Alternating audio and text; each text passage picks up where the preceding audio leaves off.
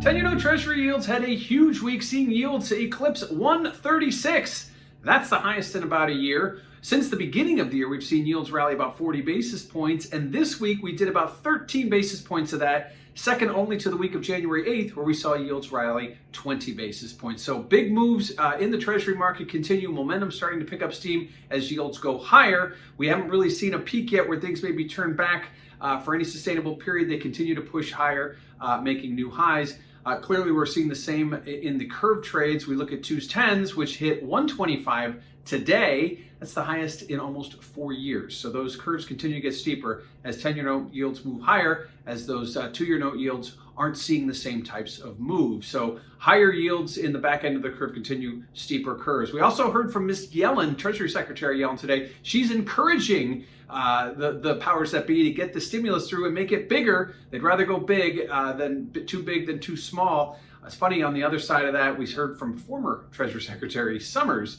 He said quite the opposite. He thinks inflation could be a problem down the road. It's a little bit of an internal tug of war there.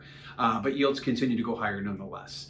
Looking at volatility, well, we're no longer in those comfortable ranges that we've seen over the last year. Since the beginning of 2021, it has seen yields pop very high, very fast, not giving us any time to get comfortable. So, of course, we're seeing yields higher. 10-year note Treasury yields basically as high as they were back at the election. And that's very key, since that was a key event. We saw yields rally up to 4% and then quickly reverse after the event.